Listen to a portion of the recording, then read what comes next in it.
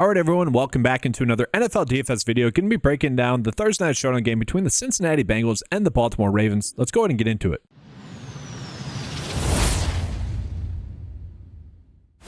So as always, I do want to start off with a quick game preview. And really, guys, this game is going to be a massively high-scoring game, apparently. 53 points is the game total right now. 6-point spread in favor of the Ravens winning.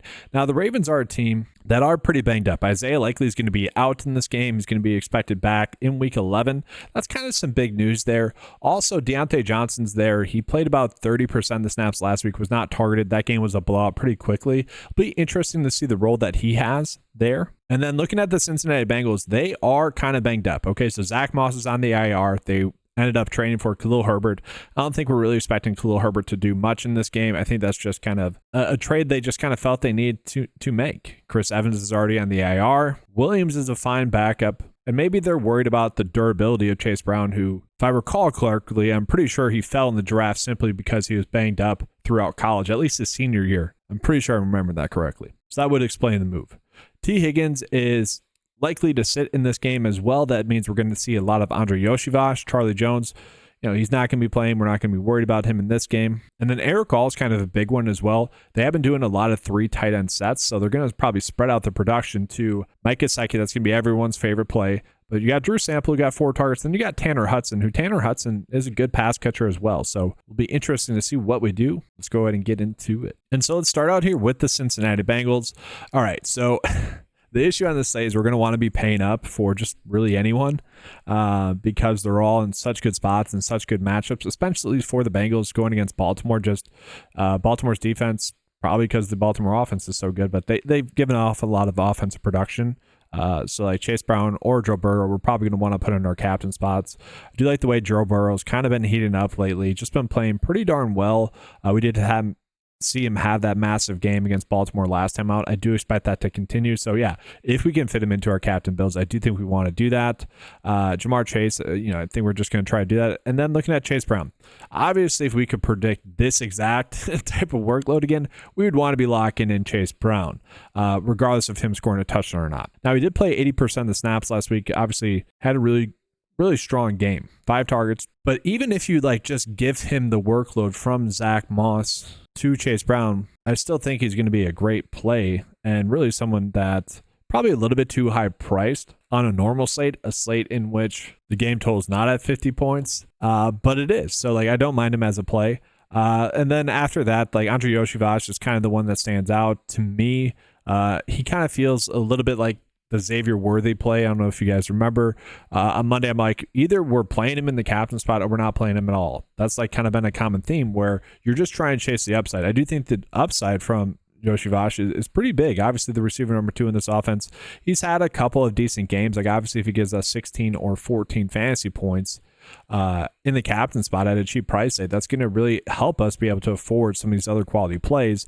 But at his price tag, that's simply all that he is. And so to me, probably the player that we're just looking at is going to be Tanner Hudson as the value play for the Bengals. He's someone that had 3 targets, 2 receptions, 14 receiving yards. He's someone that, with Eric All being injured, it just wouldn't be surprising to see him basically give us 2 fantasy points or a potential for more than that. And I'm kind of okay chasing that. I don't feel the need to target Trenton Irwin. I don't think he's going to be a factor. Jermaine Burton should be good to go in this game. He's just been a very big annoyance. Apparently, there's just been some weird off the field stuff going on there.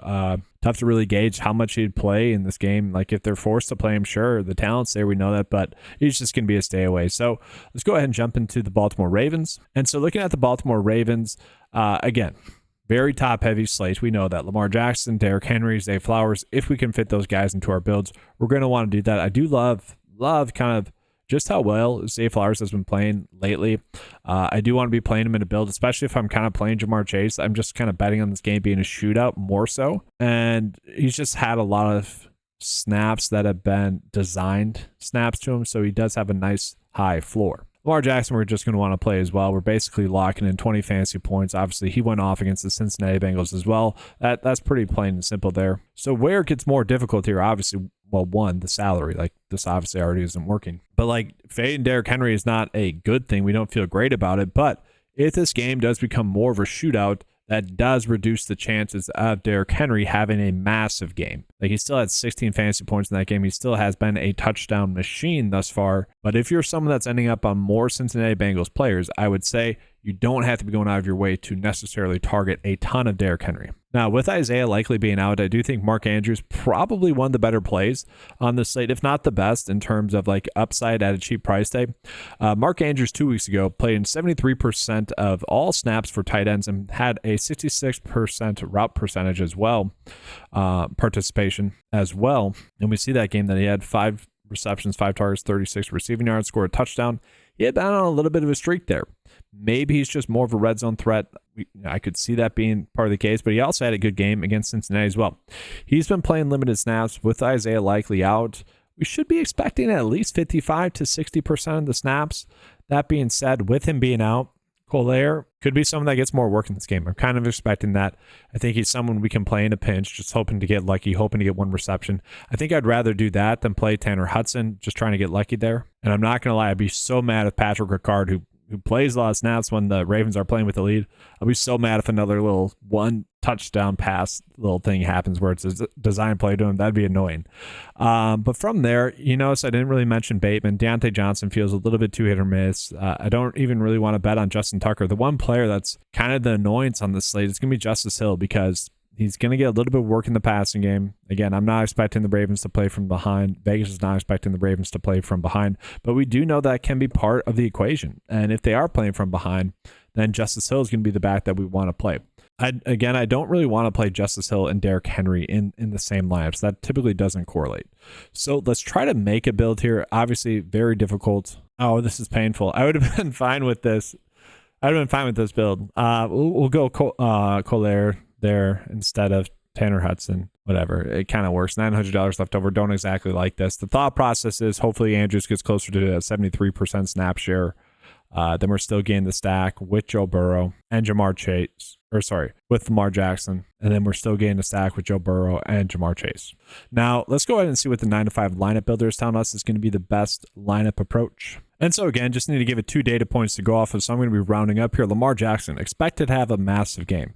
Now, I do want to call it that these projections will be continuously updating up until lineup lock, because part of what goes into this is a lot of Vegas data. So Vegas expectations for that game. So obviously that's going to be a factor. But let's see here. So Justin Tucker in the captain spot? No. So it is trying to fit the kind of studs in this slate: Joe Burrow, Lamar Jackson, Jamar Chase, and Mark Andrews. The one rule I'm going to set here, guys, and I'll do this in this video right now, is player groups. Justin Tucker, and Justin Tucker captain, Justin Tucker flex, and then I'm going to go Evan McPherson captain and Evan McPherson flex. I want at most one of those two. I don't want that many kickers. I do think that this could be a slate in which a kicker is in the GPP winning lineup. Kind of expect that. That's part of the random variance that we have to prepare for, but I can't really tell you guys it's going to happen. That's just part of the random variance.